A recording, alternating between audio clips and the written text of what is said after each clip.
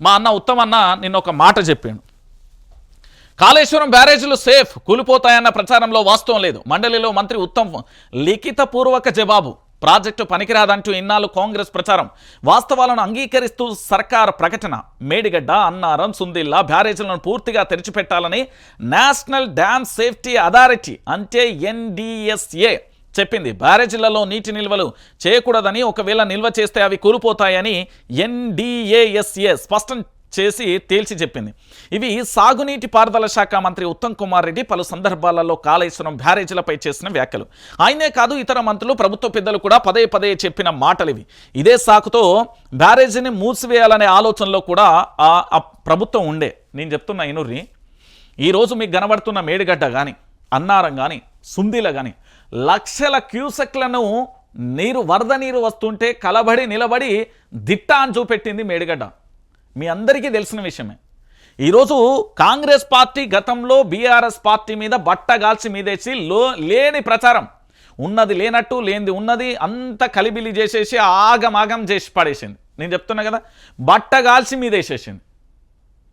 ఇప్పుడు ఏంది అంటే, మనం ఏదైనా పని చేస్తున్నాం అనుకో, అగచుడు వాడు ఏదో చేస్తాడో ఏదో చేసిండు అన్నట్టుగా ఈ ఇళ్ళల్లో ముచ్చట్లు ఉంటాయి చూడు, అమలక్కల ముచ్చట్లు, చెట్ల కింద ముచ్చట్లు, రోడ్ల మీద ముచ్చట్ల లెక్క మా కాంగ్రెస్ పార్టీ ఏం చేసిందంటే కేసీఆర్ను గదదించాలి. ఎంత నీచమైన స్థాయికి దిగిచారిందంటే కాంగ్రెస్ పార్టీ ఆ రోజు విపక్షంలో ఉన్నప్పుడు అడ్డగోలుగా విమర్శలు చేసారు. ఈరోజు అదే బ్యారేజీ తెలంగాణ రాష్ట్రానికి వరప్రదాయిని, ఆ ప్రాజెక్టును తెరిచి ఉంచండి, తెలంగాణ ప్రాంత ప్రజలకు నీళ్ళు అందించండి, హైదరాబాద్కు తాగునీటి అందించండి, రంగనాయక సాగర్, మల్లన్న సాగర్ ద్వారా నీళ్ళు అందించమని చెప్పిల్లు అధికారులు. కానీ ఈరోజు తెలంగాణ ప్రాంత ప్రజలందరూ కూడా ఆలోచించాలి. కాంగ్రెస్ పార్టీ చేసిన అబద్ధాలు, చెప్తున్న అబద్ధాలు, వాస్తవాలు ఇకనైనా మీరు గ్రహించకపోతే ఈ తెలంగాణ రాష్ట్రంలో మళ్ళీ మీరు మోసపోయే రోజు వస్తుంది, మళ్ళీ గోసపడే రోజు వస్తుంది. నేను అందుకే చెప్పిన ఇదే వైఆర్టీవీ వేదికగా, బాపు నువ్వే రావాలి మళ్ళీ ఈ తెలంగాణ ప్రాంత ప్రజల రక్షణ కోసం అని చెప్పిన. ఎందుకంటే తెలంగాణ రాష్ట్రం అంటే 4 కోట్ల మంది ప్రజలకు దిక్సూచి, తెలంగాణ రాష్ట్రం అంటే ఈ తెలంగాణ ప్రాంత ప్రజలకు వరాయిని. ఎందుకంటే ఇక్కడ ప్రాజెక్టులు అన్ని రకాలుగా ఉన్నాయండి.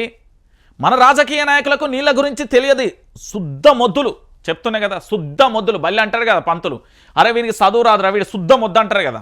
ఇక్కడ రాజకీయ నాయకులకు కూడా ప్రాజెక్టుల మీద అవగాహన శుద్ధ మొద్దులు, ఏం తెలియదు. నేను చెప్తున్నా కదా, ఇది బహిరంగమైన చర్చకు పెడదాం. వాళ్ళు గూగుల్ తల్లినే చూస్తారో, లేకపోతే యూట్యూబ్లే చూస్తారో, లేకపోతే నిన్న మొన్నటి దాకా మా ముఖ్యమంత్రి అన్న గొట్టాలు, ఆ గొట్టాలే పెట్టుకొని చూస్తారో లేదో మనకు తెలియదు. వాళ్ళు ఎట్లనైనా చూడండి, ఏ పార్టీ వాళ్ళైనా కానీ. ఇక్కడ తెలంగాణలో నాకు తెలిసి ఏళ్ల మీద లెక్క పెట్టే నేతలు ఉన్నారు. అందులో చాలామంది ఉన్నారు. వి ప్రకాష్ గారు కానీ, లేకపోతే కేసీఆర్ గారు కానీ, లేకపోతే హరీష్ రావు గారు కానీ, ఇట్లా చెప్పుకుంటూ పోతే ఒక 10-15 మందికి మాత్రమే నీళ్ళ మీద అవగాహన ఉన్నది. ఆ నీళ్ళ సబ్జెక్టు తెలియదు కాబట్టి, దాని మీద పూర్తి స్థాయిలో అవగాహన లేదు కాబట్టి వాళ్ళు ఏం చేయలేకపోతున్నారు. ఇది వాస్తవమైన విషయం. సో మొత్తానికి బీఆర్ఎస్ ప్రభుత్వ హయాంలో కట్టిన ప్రతి బ్యారేజీ కూడా మన భవిష్యత్తుకు దిక్సూచది, మన భవిష్యత్తుకు భరోసా.